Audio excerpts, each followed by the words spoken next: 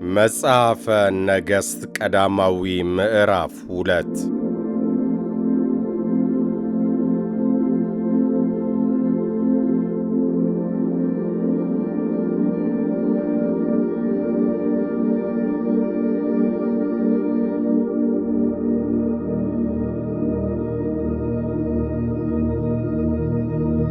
ዳዊትም የሚሞትበት ቀን ቀረበ።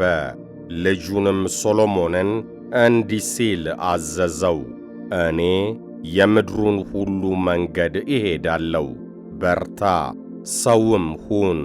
የምታደርገውንና የምትሄድበትን ሁሉ ታከናውን ዘንድ በሙሴ ሕግ እንደ ተጻፈ ሥርዓቱንና ትእዛዛቱን ፍርዱንና ምስክሩንም ትጠብቅ ዘንድ በመንገዱም ትሄድ ዘንድ የአምላክህን የእግዚአብሔርን ትእዛዝ ጠብቅ።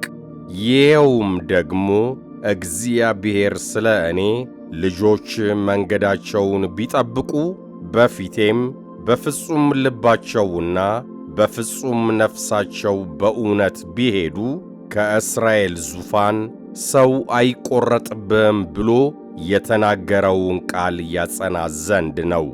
አንተም ደግሞ የጽሩያ ልጅ ኢዮአብ ሁለቱን የእስራኤልን ጭፍራ አለቆች የኔር ልጅ አቤነርን የዮቴሩንም ልጅ አሜሳይን ገሎ በእኔ ላይ ያደረገውን ታውቃለ። የሰልፉንም ደም በሰላም አፈሰሰ።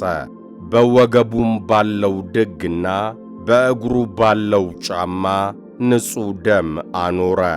አንተም እንደ ጥበብህ አድርግ፣ ሽበቱንም በሰላም ወደ መቃብር አታውርደው።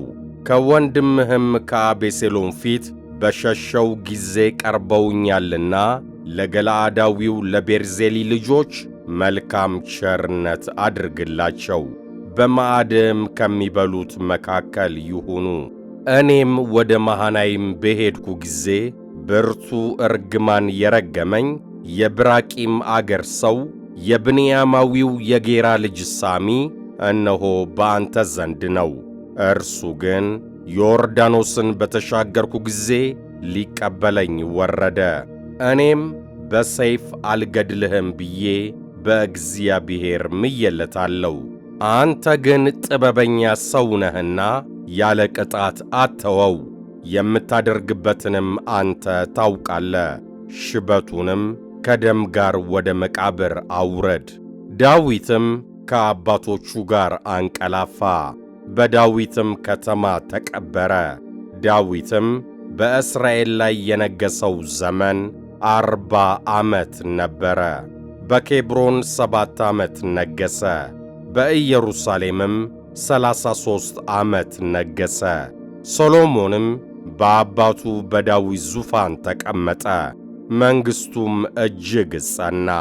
የአጊት ልጅ አዶንያስም ወደ ሰሎሞን እናት ወደ ቤርሳቤ መጣ። እርሷም ወደ እኔ መምጣትህ በሰላም ነውን አለች። እርሱም በሰላም ነው አለ። ደግሞም ከአንቺ ጋር ጉዳይ አለኝ አለ። እርሷም ተናገር አለች። እርሱም መንግሥቱ ለእኔ እንደነበረ እስራኤልም ሁሉ ንጉሥ እሆን ዘንድ ፊታቸውን ወደ እኔ አድርገው እንደነበረ አንቺ ታውቂያለሽ። ነገር ግን ከእግዚአብሔር ዘንድ ሆኖለታልና መንግሥቱ ከእኔ አልፎ ለወንድሜ ሆኖአል። አሁንም አንዲት ልመና እለምንሻለሁ፣ አታሳፍሪኝ አለ። እርሷም ተናገር አለችው።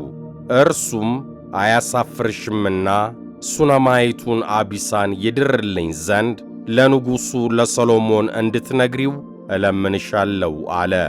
ቤርሳቤህም መልካም ነው፣ ስለ አንተ ለንጉሡ እነግረዋለሁ አለች።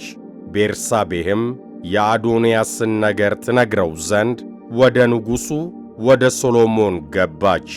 ንጉሡም ሊቀበላት ተነሣ፣ ሳማትም፣ በዙፋኑም ተቀመጠ። ለንጉሡም እናት ወንበር አስመጣላት፣ በቀኙም ተቀመጠች። እርሷም አንዲት ታናሽ ልመና እለምንሃለሁ፣ አታሳፍረኝ አለች። ንጉሡም እናቴ ሆይ አላሳፍርሽምና ለምኝ አላት። እርሷም ሱነማይቱ አቢሳ ለወንድም ለአዶንያስ ትዳርለት አለች። ንጉሡም ሰሎሞን ለእናቱ መልሶ ሱነማይቱን አቢሳን ለአዶንያስ ለምን ትለምኝለታለሽ? ታላቅ ወንድሜ ነውና መንግሥትን ደግሞ ለምኝለት። ካህኑም አብያታርና የጽሩያ ልጅ ኢዮአብ ደግሞ ከእርሱ ጋር ናቸው አላት።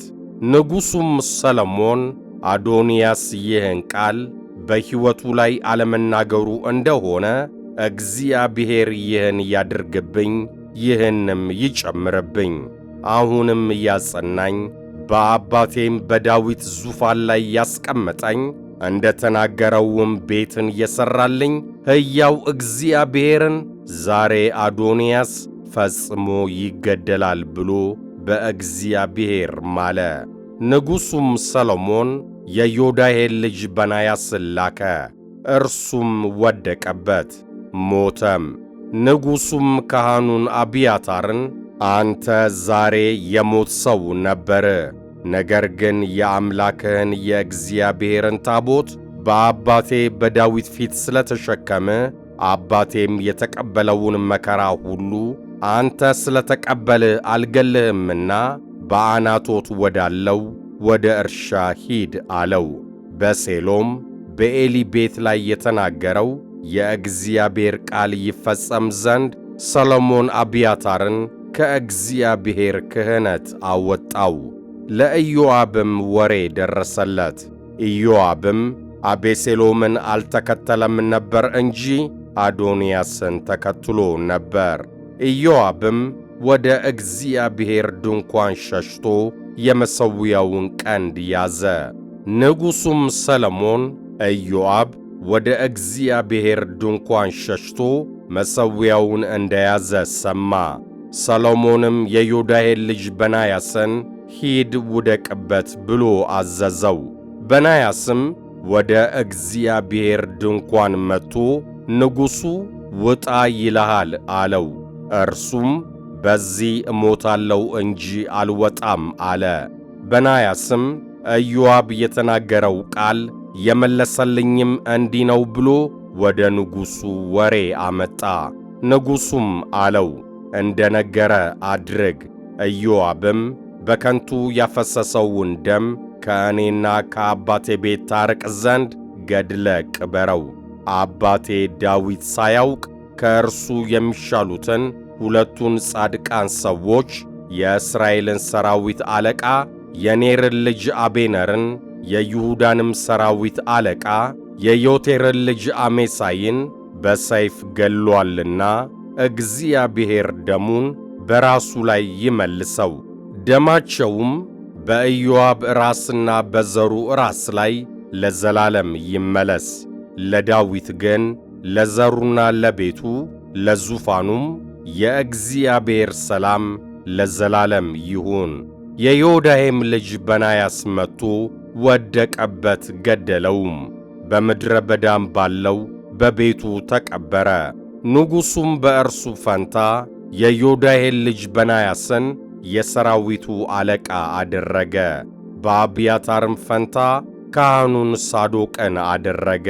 ንጉሡም ልኮ ሳሚን አስጠራውና በኢየሩሳሌም ቤት ሰርተ ተቀመጥ፣ ወዲህና ወዲያም አትውጣ። በወጣህበትም ቀን የቄድሮንንም ፈፋ በተሻገርክበት ቀን ፈጽሞ እንድትሞት እወቅ፣ ደም በራስ ላይ ይሆናል አለው። ሳሚም ንጉሡን ነገሩ መልካም ነው፣ ጌታዬ ንጉሥ እንደ ተናገረ ባሪያ እንዲሁ ያደርጋል አለው። ሳሚም በኢየሩሳሌም ብዙ ቀን ተቀመጠ። ከ3 ዓመትም በኋላ ከሳሚ ባሪያዎች ሁለቱ ወደ ጌት ንጉሥ ወደ ማዕካ ልጅ ወደ አንኩስ ኮበለሉ። ሳሚንም እነሆ ባሪያዎች በጌት ናቸው ብለው ነገሩት። ሳሚም ተነሣ፣ አህያውንም ጭኖ ባሪያዎቹንም ይሻ ዘንድ ወደ ጌት ወደ አንኩስ ዘንድ ሄደ። ሳሚም ሄዶ ባሪያዎቹን ከጌት አመጣ። ሰሎሞንም ሳሚ ከኢየሩሳሌም ወደ ጌት ሄዶ እንደተመለሰ ሰማ። ንጉሡም ልኮ ሳሚን አስጠራውና ወዲህና ወዲያ ለመሄድ በወጣ ቀን ፈጽመ እንድትሞት እወቅ ብዬ በእግዚአብሔር አላስማልኩህምን? ወይስ አላስመሰከርኩህብህምን? አንተም ቃሉ መልካም ነው ሰምቻለሁ አልኸኝ። የእግዚአብሔር መሐላ እኔስ ያዘዝኩህን ትእዛዝ ስለምን አልጠበቅህም አለው። ንጉሡም ደግሞ ሳሚን አንተ በአባቴ በዳዊት ላይ የሠራኸውን ልብህም ያሰበውን ክፋት ሁሉ ታውቃለህ። እግዚአብሔርም ክፋትህም በራስ ላይ ይመልሳል። ንጉሡ ሰሎሞን ግን የተባረከ ይሆናል፣ የዳዊትም ዙፋን በእግዚአብሔር ፊት ለዘላለም ይጸናል አለው። ንጉሡም የዮዳሄን ልጅ በናያስን አዘዘው። ወጥቶም ወደቀበት፣ ሞተም። መንግሥትም በሰሎሞን እጅ ጸና።